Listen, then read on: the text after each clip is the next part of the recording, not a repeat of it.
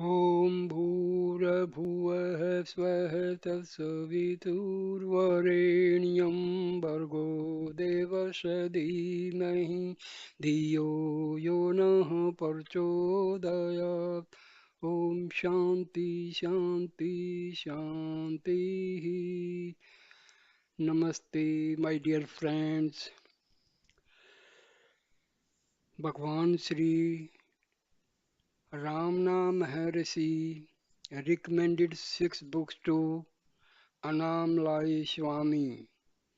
The books were Ribhu Gita, Ashtavakra Gita, Kaivalya Navanitam, Elam Andre, Yoga Vasishtha, and Surpa Saram. I have made video on Elam Andre.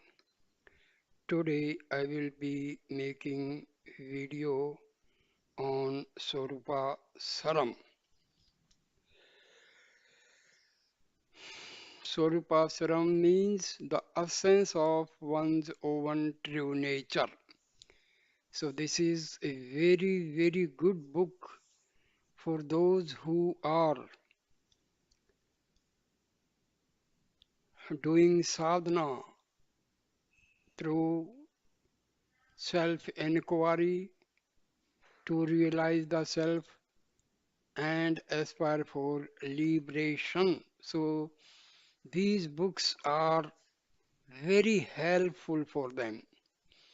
So Sorupa Saram, it was written by a Tamil sage Sorupananda. The Sorupa Saram, the basic meaning of this book is the essence of one's own true nature. Sorupa Saram, also known as Savrupa Saram, when it is spelled in the Sanskrit way, is a Tamil Advaitic work that was composed by Sorupa Nanda, a distinguished Tamil saint and guru who lived near Virai, a Tamil town probably around the end of the 16th century. He is associated historically with Tatvaryar, an eminent scholar who was also his sister's son. The following biographical information about them has been taken from a Tamil introduction to Sorupa Saram. Sorupananda and Tatvaryar were fluent in Sanskrit and Tamil, and both were learned in all the Shastras. However, the true realization dawned upon them that the profit to be gained from this limited knowledge, however praiseworthy, did not have the power to grant freedom from birth in the way that true knowledge does. They realized that it showed a lack of judgment on their part to devote their time any longer to the acquisition of this limited knowledge, which confirms advantages in this life only. By doing so, they would waste a human birth, something that is very hard to attain. Since they were both overcome by a desire to free themselves from worldly attachments, they devoted themselves to the task of seeking out a Sadguru who could bestow jnana. Having made this resolution, the two of them, before leaving their dwelling place, made an agreement with one another. Whichever of us is first to obtain the fortune of a Guru's darshan, he shall assume the position of Guru to the other. They then set out on a pilgrimage, Sorupananda to the south and Tatvaryar to the north. Upon the bank banks of the Kaveri in a holy place called Govattam. Swarupananda had a miraculous experience in which he attained a tranquility of mind that had thus far eluded him. This occurrence is due to the presence here of some great Mahatma, he decided. Upon consulting the learned people in that place, he discovered that a great being called Sri Shiva Prakasa Swami dwelt there in a patch of rushes immersed in perpetual samadhi. However, he ascertained that on a few occasions he had been known to come outside in the morning time. Going immediately to the holy presence of that Sadguru, he waited until Shiv Prakasa Swami emerged from his state of absorption and came outside. Making obeisance in the proper manner, he beseeched him to accept him as his devotee. When he had received the Guru's grace, Swarupananda waited for Tatvaryar return. Tatvaryar had travelled to the north, but he had not obtained the darshan of any Guru. When he lost all hopes of doing so, he gave up his search and returned to the south. On his way, he had the good fortune to meet Swarupananda, who by that time had realized the self.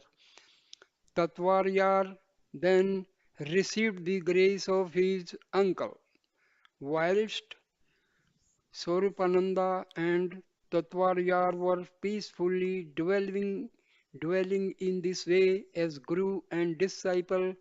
Swarupananda one day ordered that oil be brought for an oil bath. Since that day was Amavasya, new moon, the disciple was acutely aware of the Shastraic injunction that an oil bath was forbidden on the day of ancestors. But today is Amavasya, he said. On hearing this, Swarupananda said, what have all the prohibitions of the Shastra to do with sadhus? Although you have dwelt in my presence for many days, you remain unable to free yourself from the constraints of the Shastras. Is there really any advantage in your remaining here any longer? Thus, by means of this question and answer, he confirmed his suspicion that for Tatvaryar, birth was not yet at an end. Tatvaryar was shocked by these compassionate words from his Guru. Realizing that he had not yet succeeded in eliminating his vasanas, he was filled with remorse.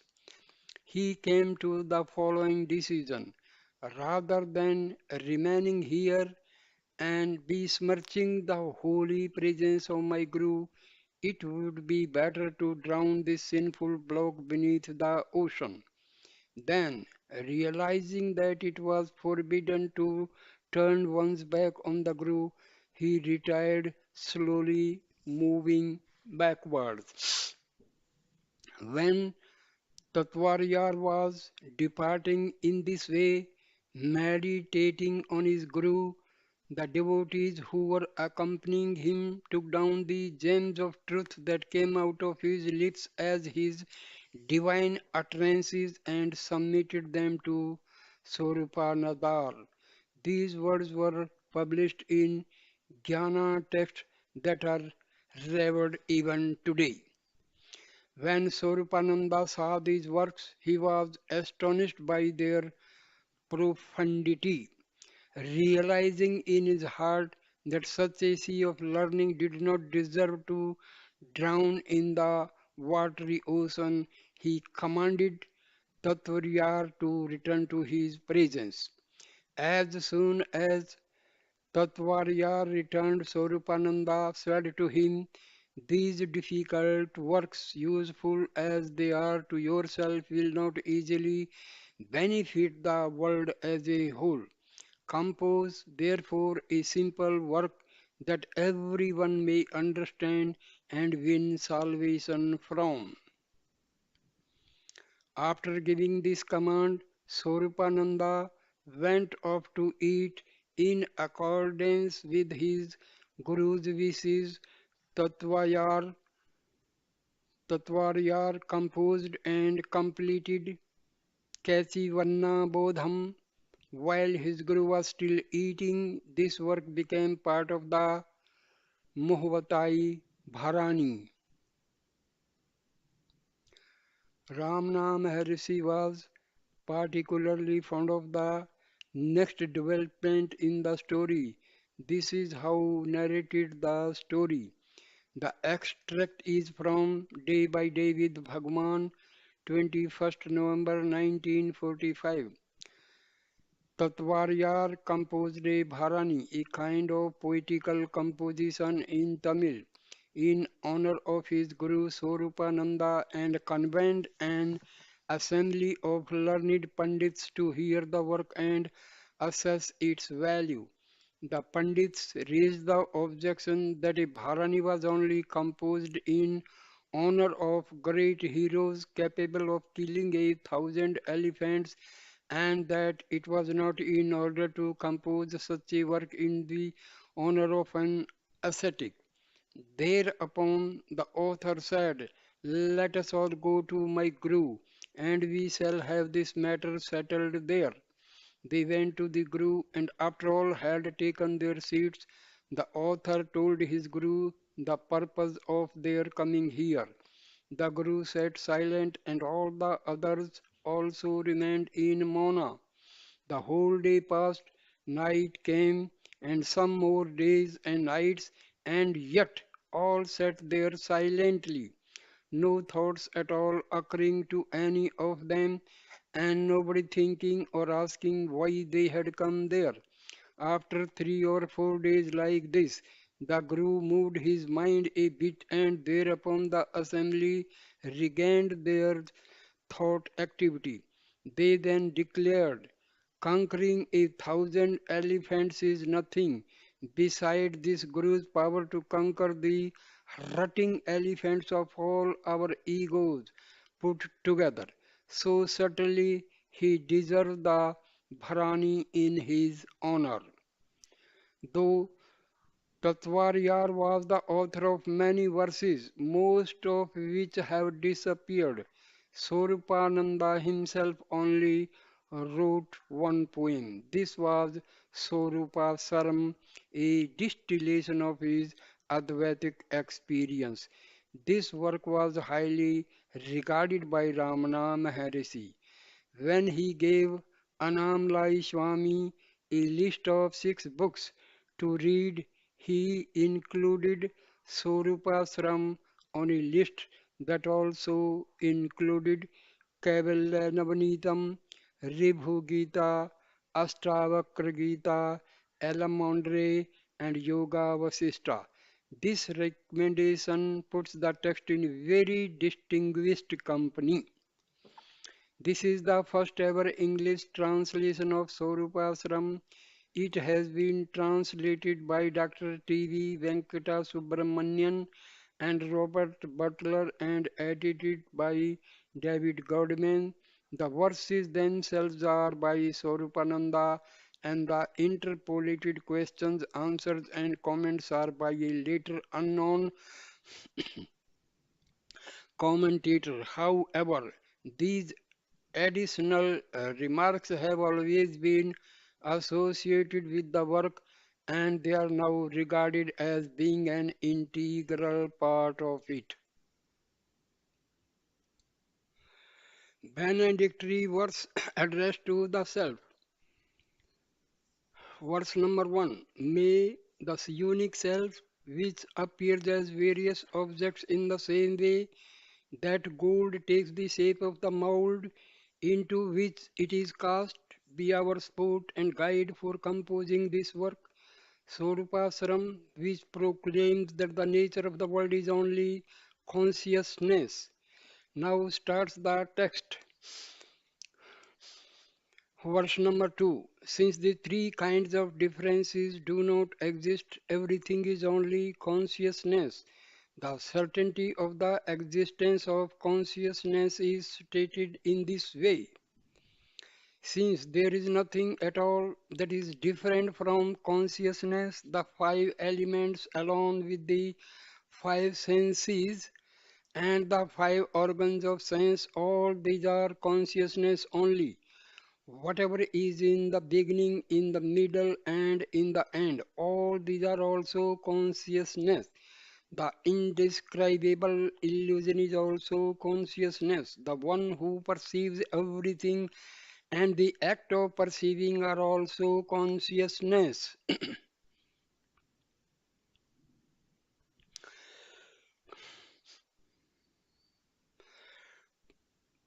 Third, verse number 3. Question. Is there a logical way of concluding that everything is consciousness alone? Answer. Yes, there is. All the world's diversity, which derives from the misperceptions of the mind and which appears to be real, is it not the witness consciousness alone? Hence, everything beginning with liberation and including purity and impurity, joy and misery, that which is and that which is not is only being. Fourth verse. Question. If all is being, do objects appear as one's own self, which is being consciousness bliss? Answer. Yes, they do. In whichever direction I look, there is absolute perfection. The real nature of all the holy waters is blissful consciousness. The real nature of all the verses praising the Lord is bliss. Apart from me, what other form can exist? Verse number 5. Question. Is the above statement merely verbal or is it experienced? Answer. It is experienced as well. My Guru instructed, Sir, the world appearance and its substratum, all these are you. There is no one who does not say I. Therefore, inquire thoroughly into the I. If this is known intently and thoroughly, one can say, I myself am pure consciousness, hence I am the primal entity. Verse number 6. Question. Which entity had this experience of the self and when did the experience arise? Answer. It is experienced by myself and the experience is ever present. I saw my real nature as pure consciousness. I see only myself and not the great multitude of the world. Simply because I had not looked at myself thoroughly, did I at any time cease to exist. Verse number 7. Question. If everything is only the self, why are the names many? Answer. The many names do not make the self multiple. Since everyone abides as I and declares himself to be I, right up to Ishvara, there is nothing other than me. The same person is addressed differently as son, brother, and father. But for that reason, will the body of the person become different? Verse number 8. Question. If so, the known and the knower will be different? Answer. No, they won't be different. It is myself who remained as the seer I. Those objects that were rejected as not I, these two are myself. It is like someone who goes to sleep at night as himself, manifests in dream as the form of the seer and world and then wakes up as himself. Verse number 9. Question. What is the inherent nature of the self that shone as everything? Answer. It is shining by itself as itself. The self that shines as the body, as the beloved soul, as all the actions, as ignorance, as the enjoyment of true knowledge, as the blissful reality, and as the one consciousness, that indeed is my own real nature. Verse number 10. Question. Is it possible to give a true name to the self that shines by itself? Answer. As it is a transcendental experience, it is not possible to give it a name. They will describe it as bliss, as transcendence, and as the witness of all that remains at the culmination of the four Vedas. What designation might I apply to my real nature, which all the treatises on jnana are unable to track down? Verse number 11. Question. If it is transcendent, then in no scope for inquiry. It is therefore necessary to indicate and signify it in some way. Answer. As it is everything and as it is nothing, it is beyond description. Is it I? Is it that? Am I that? Is that I? Is it shining jnana? It is the source of all sounds. Nadanta. Is it mona? Is the pure state Suddha? Is it a void? The self-shining natural state is all these and none of them. Verse number 12. Question. If it is said like this, none can realize the self, and so there can be no realization. Hence, a name should be given. Answer. The following are the names given by the Vedas. Enlight, Enlightenment is I, liberation is I, perfect bliss is I, being is I, consciousness is I, tranquility is I, purity is I, that which is unique and beyond the scope of the Vedas is I, pure consciousness, the source of all is I. This I is Atma, remember. Atma, or you can say Brahma, because there is no difference between Atma and Brahma. We have to keep these basic knowledge always to understand. Uh, Verse number 13. Question. Are all these descriptions experienced? Answer. They are experienced and also transcended. My son, I became and dwelt as the indescribable experience, transcendental joy, and everything else. I felt no need to declare. I have rid myself of the misery causing karma. I recovered myself and have been freed. Verse number 14. Question. What is the benefit arising from this experience? Answer. It is becoming the ruler of the kingdom of liberation. I obtained the supreme lordship that is never lost. I burned up the pair of opposites, happiness and misery. I gave up the life of the body forest, which tormented the mind. I entered the occupied the house of liberation.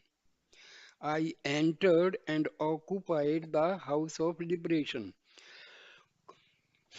Verse number 15. Question. What play will this king witness on the stage? Answer. He will witness the dance of the three avasthas, waking, dreaming, and sleeping. In the waking state, I will witness the dance of the five organs of action and the five organs of sense. In dream, I will witness the dance of the mind. In thought free sleep, I will dance the object free wide dance. However, I will always remain as the exalted essence, the self. Verse number 16. Question. Where was this experience when you were regarding happiness and misery as I? Answer. Then, too, I was remaining as the self, I was nothing else. Who was the one who remained as the ego? I. If I see him, I will not allow him to take up the form of the body.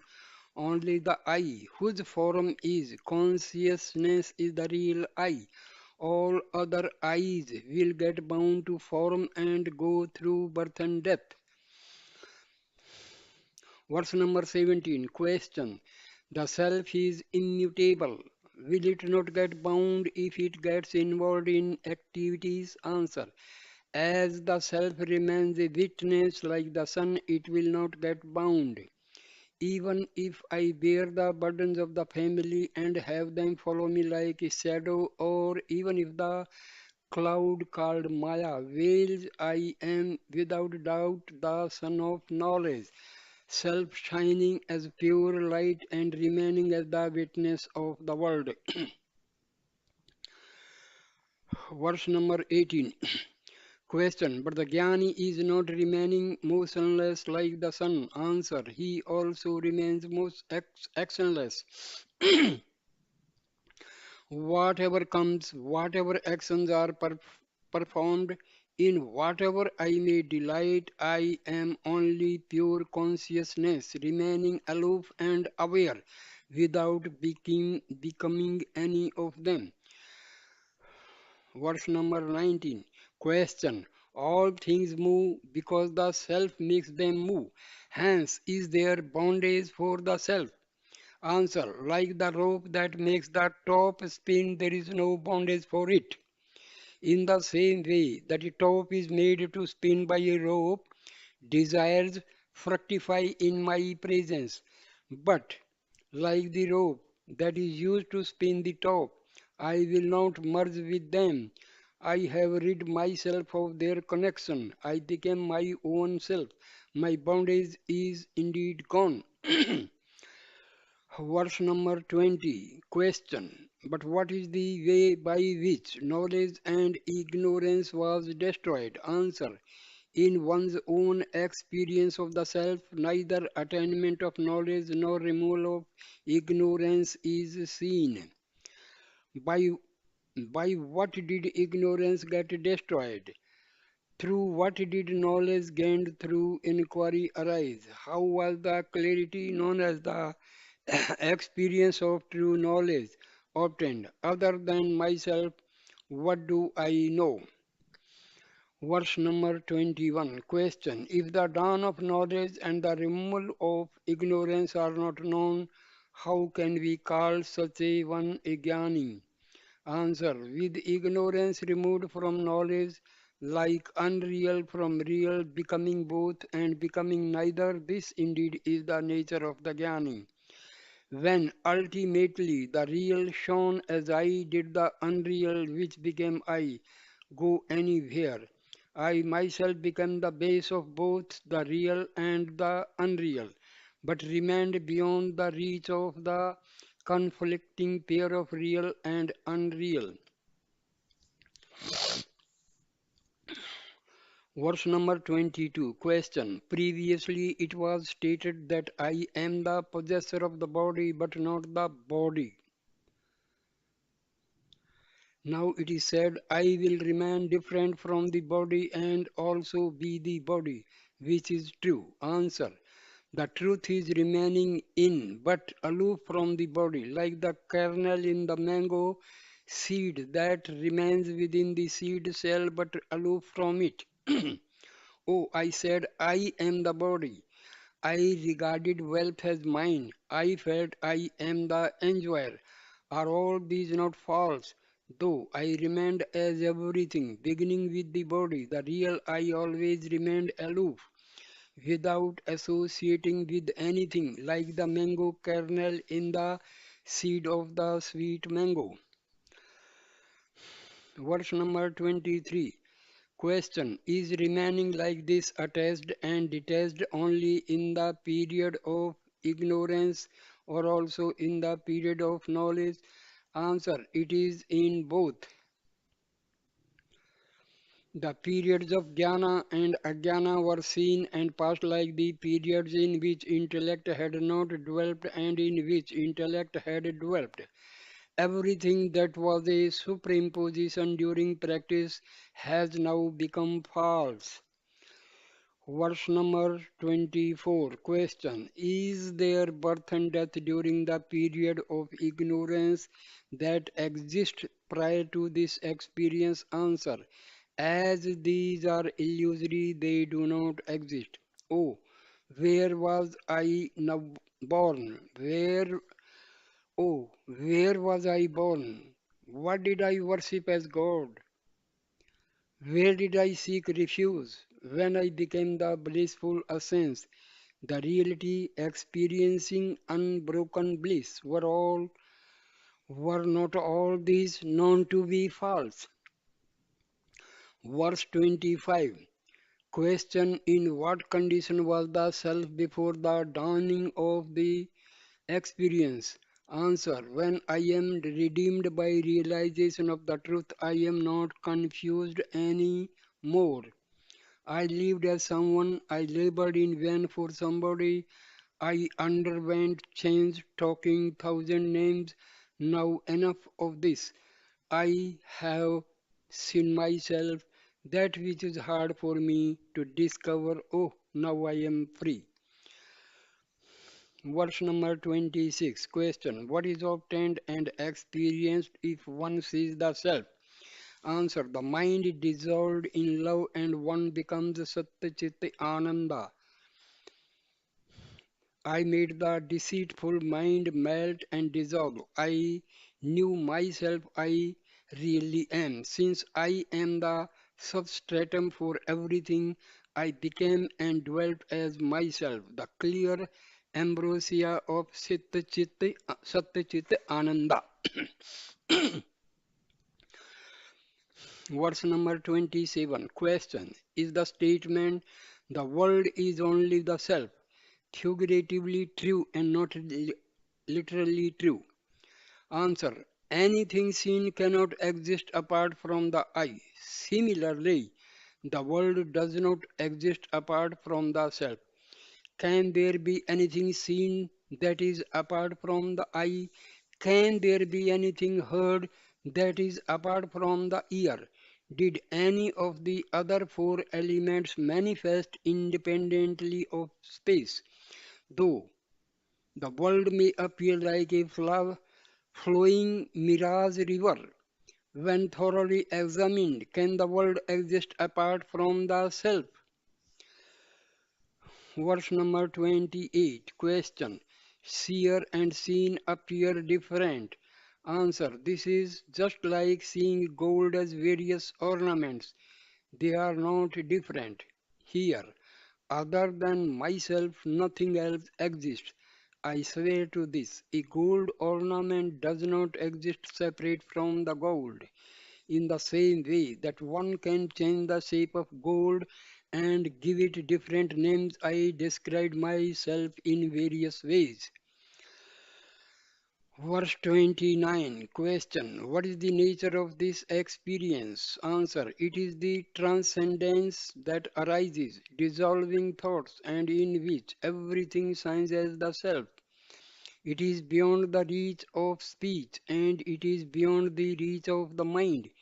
It is the clear ambrosia with which one does not get satiated even when it overflows, like saliva that secretes on the tongue. It springs forth from within me like a dumb pot. It remained as I without being another. Verse number 30. Question. When everything exists as Shivam, why should one become Shivam? Answer. This is to enable the removal of all differences of one and two and to become perfect jnana. Do not question what is the bliss of Shiva, what is Shiva nature, what is Shiva's activity. It is only the fullness of consciousness that does not get divided, does not unite, and does not become different. Verse number 31. Question. What is to be rejected as asat, unreal, and what is to be accepted as sat, reality? Answer. Reject objects that are known as asat and accept consciousness as a sat. This is tranquility. All the tattvas, principles that one knows are foreign to oneself, while rejecting these objects as known, not self, realize the self through the consciousness that remains as the one who rejects objects. This is tranquility. Verse number 32. Question. If tranquility is the one true thing, what is the witness? Answer. Tranquility is itself everything, beginning from the witness right down to Swambhava, one's own experience. It is Shivam, the state of realization. Sorry. Swanubhava, one's own experience. It is Shivam, the state of realization. Tranquility is itself the witness self. The witness self is itself Brahma. Brahma is fullness. The pure fullness realized by inquiry is itself the ever present Swanubhava. This is the state of realization which is itself Shivam.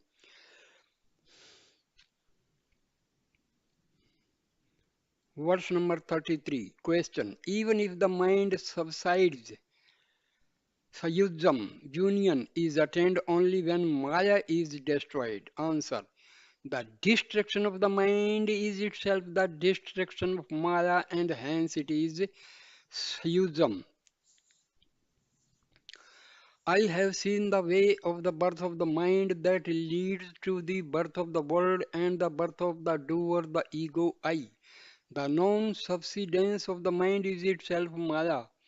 The firmness of those who destroy this Maya is Sayujam.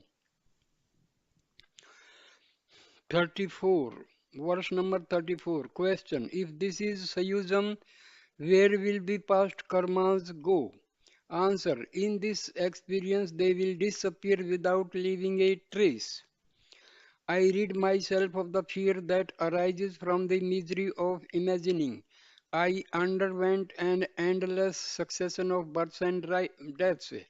All of the ancient world has become the vast empty expanse that is my own self, since everything other than myself is false.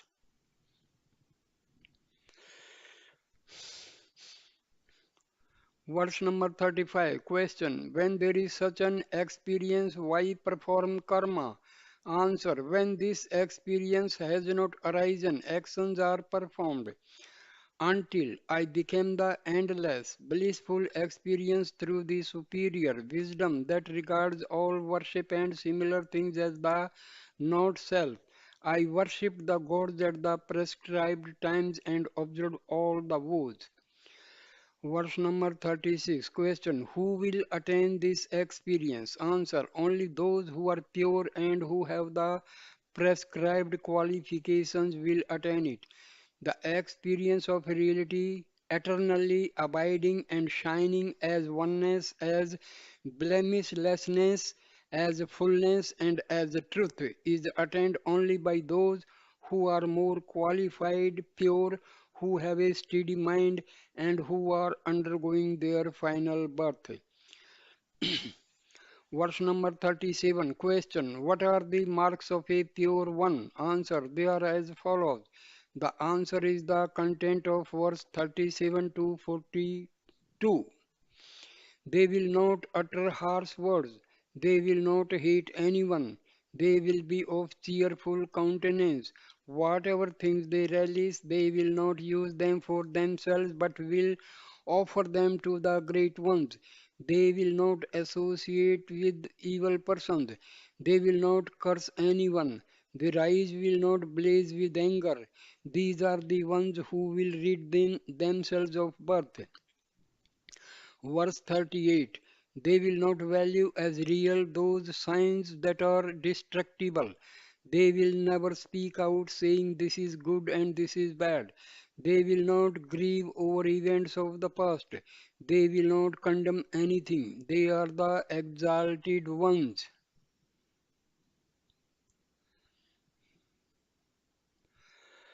39. They will not speak contemptuously of the ordinance of the Vedas.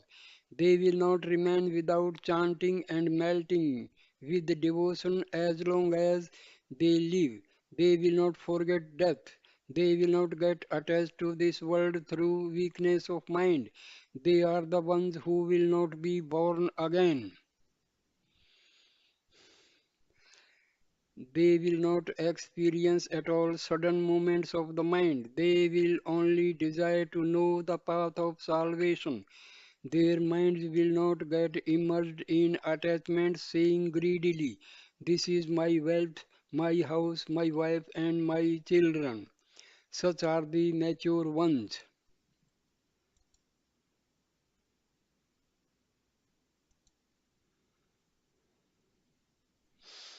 41. Will they care for things that are valued by others as desirable and not desirable? When one really looks, those who become tranquil and eternal, who experience truth and abide in the final state are few in number. 42. Those who do not see anything other than their self here and in the hereafter, who are beyond both and without any division, will they degrade themselves by not regarding as trivial this phantom like world appearance that is an illusory play of sankalpas? Verse number 43. Question. Shastra Vasanas, a latent desire for scriptural knowledge or the Vasanas of knowledge and ignorance. Will these two not arise in those Gyanis even though forgetfulness? Answer. As these are Vasanas, they will not arise. During every superimposing avastha, the liberated one clearly knows that the illusion of sound and the illusion of real and unreal are only the illusion of the mind because he knows that the superimposed avastha that appears and disappears is false. Verse number 44. Question. If this is so, for such ones, what constitutes the worship of God? Answer. Worship is only seeing the self. The great Tapasvin devotedly worship with the flower of tranquil space and with the mantra of aloneness, the deity who abides as the expanse of consciousness in the temple of the body, who can equal those who live forever revering such jnanis.